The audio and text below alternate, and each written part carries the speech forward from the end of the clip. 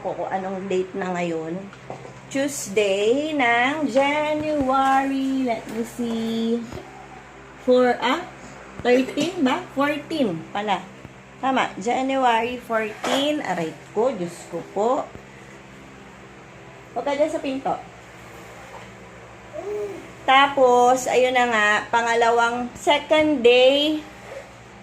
Anong oras na ba? January 14. Magsa 7 o'clock na. 6:46 a.m. So, kanina pa ako nandito sa baba kasi gising na rin to. So, pangalawang araw mula nung pumutok yung Taal volcano. So, ang naging effect nun, kahapon di na ako nakapag-vlog dahil maligalig po tong batang to. Yan. Nag-ano ako sa labas. Actually, puro abo dyan. Tapos yung tricycle namin, punong-puno yan ng buhangin at ash falls, yung mga abo na amoy pulbura. Kaya maghapon nagtotopak si baby, hindi ako nakapag-vlog kasi nagtotopak siya dahil hindi siya makalabas. So yan, hinos ko na yan, nilinis ko. Dahil kahapon naman, kung kailangan namin ng tubig para magbasa sa labas dahil maalikabok, pumapasok sa bahay, kaya lagi kaming sarado kahapon. Walang tubig. So as in, nung hapon na nagkaroon na mahina at yun, iniipon-ipon namin sa banyo. Kaya nakapaghugas kami ng plato kahapon, iniipon ni Margot yung water sa banyo, bubuhatin niya dun sa may sink namin sa kitchen. Tapos yan, ngayon ko lang tuloy na hosan yung tricycle, as in puno na yan ng abo yung bubong yan and everything. So nalinis ko na yan. Tapos nagbasa ako sa kalsada para pag humangin yung alikabok, hindi na masyadong pumasok dito. Kasi masama nga yun, di ba? So wala pa rin pasok hanggang ngayon ng mga estudyante. At kung may pasok man sila, hindi ko mapapasukin yung mga bata kasi nasa hangin pa rin yan dahil na dami pa sa kalsada actually.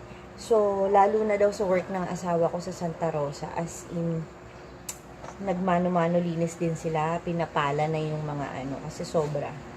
Ayan, tapos maglalaba siguro ako hapon na lang, kasi si Margot daw pagdating from work ay maglalaba dahil hindi nga nakapaglaba kahapon, dahil nga wala kaming tubig. So, ayan yung ganap dito. Ayan, nandiyan pa yung mga walis ko. Tapos, ngayon, ang ginagawa ko, habang nagpapalapag pa siya dyan, say, happy boy! Good morning! Good mood siya kasi nakakasilip siya sa labas ngayon. Dahil nagbasa nga ako, pinayagan ko dito siya sa may pinto. Say hi po! Hi guys! Ayan, na-notice nyo yung pasa niya here ay nagko-color yellowish na. Sabihin pa, wala na siya. So, ayan, nag-map ako dito sa bahay kasi nga pumasok na yung alikabok, yung ibang alikabok. Siguro kung hindi kami nagsasara ay sige, hilain. Kung bigay mo sa kanya yung flute. So kung hindi kami siguro nagsara kahapon at nagkulong ay mas maalikabok pa. So yan, nag-map na ako kanina, parang tripling map yung ginagawa kasi alam nyo, naggagapa nga siya dito, di ba? So, tsaka para hindi na rin umano sa amin yung alikabok. So sabi ni Thor, ay mamapin daw niya yung hagdan. Tama ba, Thor? O, siya daw doon sa hagdan, gusto niya mga elam sa akin map. So sige, sabi ko sige, doon ka. Ano ko lang ito maigi. Upsi! Oh no! You want biscuit? Bibigyan ko siya. Parang ayaw niya na. So, binibilisan ko na. Bibigyan ko ng biscuit. Baka So, nag-coffee na ako na madaling araw. Dapat, kasi malakas ang tubig nga, di ba, pag madaling araw. So, dapat, kanina pa ako mag-focus sa labas. Kaya lang may mga sasakyan pa.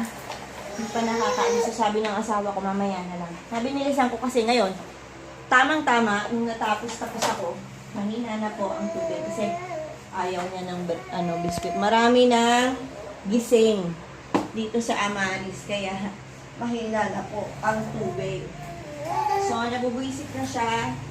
Nabibilisan ko na. Wait lang to, sasawsaw ko lang to. Tapos, wawalisin ko yan. Mamaya. Ulit.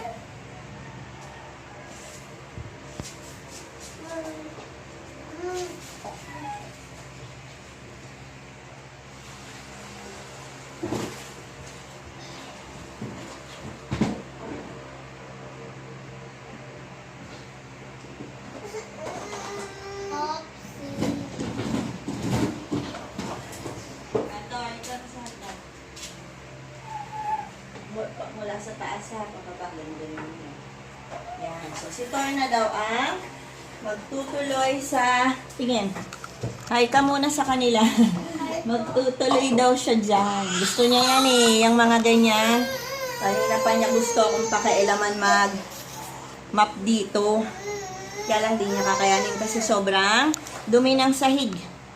So, sabi niya siya daw dun sa may hagdan kasi laging nakikita niya ako nag-map din ako dyan sa taas pababa. So, baka mahulog ka ha. Yan, siya na daw doon. Pinayagan ko na. So, yan. Ayaw na niya. Halika na. Tapos na ako. Yay! Sinapatusan ko nga kasi madumi. Ito yung shoes niya pala na binili ni ate na nabutas at dumumi. O, butas na dito kasi pinaano sa kalsada.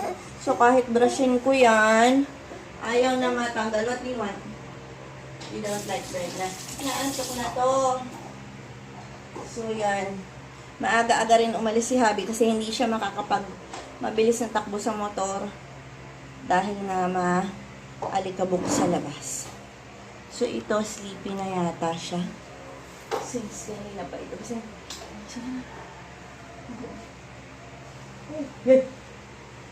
say hi, guys! Oh, si Tor. Oh, hi! Hello po. So, tinatopak. Ay, hindi siya nakaligo kahapon. Kaliliguan ko siya maya-maya lang dahil pag mga nag-9 o'clock na. Dahil nga walang tubig, kaya irritable rin siya. Kasi hindi siya nakaligo. Plus, hindi siya makalabas. Yun yung main talagang hindi siya makalabas sa bahay. Kaya sobrang bad trip siya kahapon. As in, lahat tinatapon, lahat nako. So, yan. Pag may nasa kwarto kami at may pumasok kahit sino, hi! Ayan, ano siya. At sinara yung pinto. Nagwawala siya sa loob ng kwarto. So, binababa namin siya dito. Kaya lang talagang nung hapon, parang nagmamakaawa na siyang lumabas. Wala, hanggang buksan yung pinto, ayaw namin kasi nga yung sobrang alikabok pa.